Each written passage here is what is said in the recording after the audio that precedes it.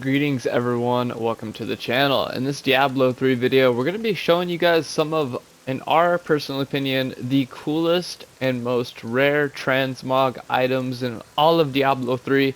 We have scoured the internet looking for really cool lists of some of the best transmogs, and these are what we found. So I really hope you all enjoy. If you do, definitely let me know by dropping a like on the video, or if you're new here and you end up liking the content style of these videos and you want to see more like it, maybe even consider hitting that subscribe button while you're at it. With that, man, I really hope you all enjoyed this video. Without any further ado, let's go ahead and get into these really cool transmogged items. So the first one up right here is Amberwing, and this is a primal ancient legendary sword, and this is what it looks like in game. It is pretty cool. I mean, it's literally a wing, and it's got kind of an amberish color to it, so hence the name Amberwing. Pretty cool. The next item up is Ghoul King's Blade. This is another primal ancient legendary sword. Looking pretty cool. I like how it has like a wind effect on it, which is pretty neat in my own opinion. Moving on next into the next item here, it is the God Butcher. Another primal ancient legendary sword. By the way, if you guys find these, they don't have to be primal ancients, you know, but since we have access to the editor, we felt might as well make a primal ancient, you know what I mean? So yeah, this is yeah, pretty cool weapon right here, the God Butcher. Next up, in my opinion, probably one of the coolest ones in the game, the Grim Reaper. This is a primal ancient legendary two-handed mighty weapon. I mean, it just looks awesome. I mean, you got the black and almost cyan colored smoke effect coming off of the tip of the weapon there, and it just looks fantastic. Super cool, and that is the Grim Reaper. Next up, we got Kanai's Scorn. This is a primal ancient legendary two-handed axe. Looking pretty sweet. I mean, I love the skull effect with like almost like it's like a lava-ish fire glow to it, like a hellish red. It looks pretty awesome, especially on the barbarian. Next up, we got the Kingmaker. This is a primal ancient legendary two-handed axe. Another two-handed axe. Looks pretty cool. I like how it has a wrap on the hilt of it, and it looks like the hilt is almost made out of wood. And it has a nice glow effect where it's got black and like almost green ghoulish looking smoke coming out of the tip of the axe there. Pretty neat. So that was the Kingmaker. Next up is the Lifebane, a primal ancient legendary sword that has kind of a sweet looking effect to it. More of that cyan black colored smoke shown on the Grim Reaper and the Kingmaker. So I mean, I love that color, so I'm not complaining. Moving on into the next, we got the Mace of the Crows. This is a primal ancient legendary mace, and it's literally a crowbar. You guys get it? Mace of the Crows, crowbar. It's a mace, you know. Yeah. Don't laugh. My jokes aren't that funny. I'm sorry. Next up, we got the Quinial Sword. This is a primal ancient legendary sword with kind of a red effect to it. Although I mean, it looks like a standard sword, but it's got a red, almost like a fire effect to it. Not really though. It looks pretty neat, not gonna lie. Next up, we got Rakanishu's Blade. This one has more of a lightning effect to it. It is a shorter looking blade, you know, because Rakanishu is a fallen from Diablo 2 that you kill in Act 1 in the Stony Fields. This is a primal ancient legendary sword. Next up, we got the second Quinial sword. This is how it looks. It's got kind of a holy glow to it. It almost looks like a scimitar. It's pretty cool. I like it, not gonna lie. I use it as a lot of my transmogs on my characters. Next up, we got Splintered Ore. This is a primal ancient legendary two-handed sword. This one looks pretty cool because it's literally like an oar that you paddle like a canoe or a kayak with. It's pretty cool. It's even got like a little water effect coming off the tip of the weapon there, which is pretty neat. And next up, we got Stefan's Heavy Lance. This is a primal ancient legendary spear. This one, in my opinion, would look really cool on like a Crusader, or I don't even know if you want to switch it up a little bit. Maybe like, I don't know. It does look pretty neat on the Barbarian, though. I could see this on the Courage set. That would be totally badass with a weapon throw. I mean, and, you know, Ancient Spear. So I think that would be pretty cool. I'm going to have to do that for sure. Next up, I'm going to try to pronounce this, but I don't think I'm about to say it right. Sung Jae's Fury. This is a primal ancient legendary two-handed axe. I mean, it looks pretty awesome. It's got more of that cool, like almost like a goblin's head there on the tip of the weapon, and the hilt just looks super cool. It's like a leather almost. Pretty awesome. I love it, man. Next up, we got the Butcher's Cleaver. This is a primal ancient legendary axe, and this is what you get from killing the butcher. It's pretty cool, not gonna lie. I like the blood effect on there, and it looks like literally a butcher's cleaver like you would see in a meat shop or something like that. Next up, we got the Clipper. This is a primal ancient legendary dagger, and the flavor text reads, "Don't drop it, might lose a toe." And you know, it doesn't have like really that much to it. It's just, you know, a standard dagger. It almost I don't know. It looks pretty cool though. Not gonna lie. I think all of these look cool. So don't listen to me. Next up, we got Wirt's leg. This is a primal ancient legendary mace. The flavor text reads, "Poor Wirt. I did all that was possible for the child, but I know that he despises that wooden peg I was forced to attach to his leg. His wounds were hideous," and I can't read the rest because it won't let me scroll down. Oh, there we go. "His wounds were hideous. No one, and especially such a young child, should have to suffer the way he did." From Pepin. And this is how it looks in game. It's literally like a, you know, prosthetic leg that you would see way back when, like in the Pirates' time or when this game is set. Next up, we got Wirt's original leg. The flavor text on this reads, "Once belonging to a disgruntled lad named Wirt. This leg was amputated after he suffered grievous wounds at the hands of demonic tortures near the town of Tristram." If you guys played Diablo 2, you'll know what this does, man. You put it in the cube, you throw a Home of Town portal in there, and you open up the secret cow level. So it's pretty cool. It's literally a human leg, but it's all skeletized because, you know, he's been there for a while. Moving on from off the weapons now into the shoulders, we only got one of them. These are the star pauldrons.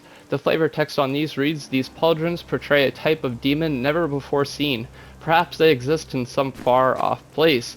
This is how they look in game. Pretty cool. It looks even cooler with the star helm equipped also, which is pretty awesome. Moving on into helms, we got the Death's Mask. This is a level 1 primal ancient legendary helm.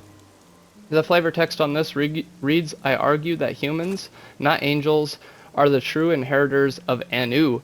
It was only when the god rejected the part of himself that all mortals possessed the darkness within the true evil, and suffering was born. Unlike Anu, we must embrace our inner demons and become all the stronger for it." Zoltan cool. So this is how it looks in game. It's pretty cool. I like the glow. They use that black and cyan effect a lot, but I think it just looks so cool, especially in this game. Moving on next, we got the Hallowed Helm. This is a level 1 primal ancient legendary helm with the flavor text reading, "Years ago, one of my subordinates went missing in Chaldeum. It was presumed by most that he had run afoul of a demonic ambush. I myself suspected Zoltan Cool's involvement in the disappearance, as his egotism and madness had begun to evince itself in his imperious and dismissive manner. I suppose we'll never know the truth," and this is from Archangel Tyrael. One of my favorite characters in all of Diablo, and it looks pretty cool. It's like a holy-ish helm to it with that holy yellow glow and the white effect coming off the front of it. It looks pretty awesome. Moving on next, we got the Helm of Cranial Crustacean. The flavor text on this reads, "Wear this and you will be mistaken for a mindless zombie. Amuse your friends, fool your enemies." It's like in Half-Life 2, you know, they have that little monster that like, it's like a head crab. That's pretty much like what it reminds me of. It's like a Half-Life 2 joke, I think. I'm not for sure. They added the freaking mace in there, the crowbar, so like, I mean, it probably is. Next up, we got the Star Helm. The flavor on this reads, "This helmet fell from the sky as it is a gift from the heavens." And this looks super cool in game with the star pauldrons equipped. It's almost like, I don't know, it's like a spaceman outfit. It looks awesome. So those are all the helmets we have for you guys, and yeah, and the shoulders, and that was for the first set here. Now we're gonna move on into the next one, which is going to be the Crusader. Got some cool ones for you for the Crusader as well. I just think all these are pretty awesome. So we got the Flail of Carnage is the first one. This is how it looks in game. I like the effect. It almost has like 3 separate parts of the tip of the flail that move down, like to slice into your enemies, which is pretty awesome. Next up, we got the Mortal Coil, a primal ancient legendary flail with the flavor text reading, "I discovered I might bind the darkness of the human soul into metal armaments as they are being forged. Evil intent literally rolls off the metal, and I've never wielded anything so wickedly sharp. Author unknown, Armis Mortem." So let's check this out in game. Again, really cool with that black cyan smoke effect coming off the tip of the weapon there. So that was the Mortal Coil. Next up, we got the Templar Chain. The flavor text on this reads, before they were led astray by their Grand Master, the Templars embodied all that Accurate intended, and this is from Diadra the Scholar. Another super cool one, it's almost so long it falls through the base of my character there, but it has a pretty cool holy-like effect to it, which I really like. And the next one is the K. Hagen's Will. The flavor text reads on this, Kaleem, the K. Hagen of Trevinkel, was incorruptible, and his spirit will never rest until the Lord of Terror is vanquished for all time. This is a callback to the Diablo 2 weapon that goes by the same name, I believe. It was a flail in that game as well, and it looks pretty awesome. And I like how it has skulls and stuff like that on the tip of the flail there, which is pretty cool. Next up, we got Locked In's Storm Shield. Now this looks super cool because it looks like a paladin shield that was in Diablo 2 that is pretty sought after, and I really like the look of it. And it's yeah, it just looks cool. Here's how it looks in game on the character. I mean, how could you not like that? It looks awesome. It's got like an eagle on there or some type of bird with a crown. I like the gold and black effect, so that is the Locked In's Storm Shield. Moving on now into the Demon Hunter ones, we only got a couple here to show for you guys, but they are still cool nonetheless.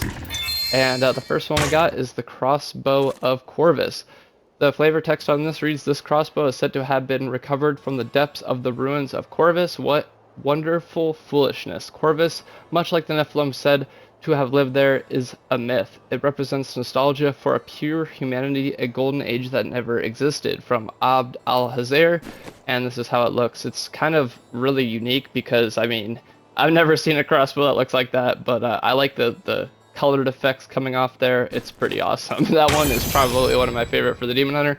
Next up, we got Quietus. This is a primal ancient legendary hand crossbow with a flavor text reading, I believe that just being in close proximity to the dark power within human souls induces an entropic effect in other materials. To be certain, though, I must test my theory by exposing materials to the aura of the soul metal I have forged, and then inserting the exposed material into a living subject. A ranged weapon would be the ideal delivery system, author unknown, Armis Mortem. And this is how this one looks. I like it because it's got like that like holy like blue smoke, but then it has the black coming off the tip of it, which would be pretty cool if you had them like dual wielded. I think that would be awesome. Alright, moving on now into the monk weapons. This one, only a couple to show on this class as well. We got the Death Reach as the first one right here, which looks pretty cool. It's almost like a, I don't know, like a, it's like a sickle almost, like a fist whipping sickle, which is pretty cool. It flavor text reads, it occurs to me that human souls might be alloyed with more than base metal. Their essence could likely be contained within energy matrices as well, or perhaps even within the light and harmony that makes up angelic forms. If those energies could be controlled, they would prove a source of immense power. Author unknown, Armis Mortem. Next up, we got the Hand of Despair. So level 1 primal ancient legendary fist weapon fills its victims with an overwhelming despair that makes them pray for the sweet release of death. This one looks pretty cool. Again, it's like, because the monk is like holding in, and it's got like, it almost reminds me of like in Star Wars, how they have the lightsaber that has two ends to it. I always think of that when I see that. And next up, we got Panther's Claw, another level 1 primal ancient legendary fist weapon, with the flavor text reading, Brother Fenyatta commissioned this weapon to replace the hand he lost in his storied quest to rid the Aknarok of Lusenia. It is said that bits of the Panther men he killed were incorporated in its construction, and this is from Paula Deemer's History of the Verdani. And that's how it looks in game. I like it because it literally reminds me of a Panther's Claw, so I think they nailed it with the name on that weapon. Moving into the next class, we got the Necromancer. We only have one weapon to show you guys for the Necro, but it is, I think it's pretty cool. The Reaper's Kiss, with the flavor text reading, crafted in the high heavens, but wielding with a hatred as dark as the burning hells. And this is a primal ancient legendary staff, and it literally looks like a basic Reaper, like a Reaper's tool from Diablo 2, like a scythe. I don't know, it just reminds me of the Reaper's tool. I think it's pretty cool. Moving on now into the Witch Doctor. We only have 2 to show for you. We have an offhand and a main hand. For this one, we got the Sacrificer, which looks pretty awesome, again using that black cyan colored smoke. And the next, we got the Sourful Counterance, which reads, the severed head of Acelia, wife to King Leoric, makes up this gory mojo, however you say it. Following her beheading, Queen Acelia's remains miraculously did not decay, apparent proof that she was a pure soul wrongly executed. The queen's bitter confusion about the circumstances of her death remained forever etched on her features, and those who seen her vacant stare often find themselves transfixed by it. I think these two look really, really cool together, because one is literally a human head, and the other, you know, is like a ceremonial knife using that cool black cyan colored smoke effect, which I think is super cool on the Witch Doctor. I use it like all the time. For the wizard set, we're going to pop in here because we only got the offhand to show for you guys. For the wizard, it is the Heart of Darkness. Flavor text reading: within the breast of every human on sanctuary lies a mote of pure darkness, proof of the breed's demonic patronage. I suspect there may be a way to draw out the evil and contain it. Of course, that process is fatal, but I propose death is infinitely preferable to the life of doubt, rage, and confusion this darkness engenders. Author unknown, Armis Mortem. And this is how it looks in game. It's pretty cool source. I really like it. It's got like that really cool smoke effect, and it literally looks like you're holding like I don't know, just like an orb of darkness, which is awesome. So that is pretty much all of the different cosmetics we have to show for you guys. We obviously have the Spectrum Sword, but everyone knows about that. We have the Roderick Hamburger too, and everyone knows about that, but I thought these were some more unique ones that people don't really talk about, or, you know, don't really mention in videos all that much. So I hope you all enjoyed. If you did, definitely let me know by dropping a like, or maybe even subscribing, like I said, if you're new here and you really enjoy the content style of these videos. And with that, man, thank you all for watching. If you made it all the way to the end, you're an absolute legend. I really hope to catch you all in a future video coming out soon. Stay safe, stay happy, and last but not least, stay gaming, my friends. Lion Gaming Crew, signing out.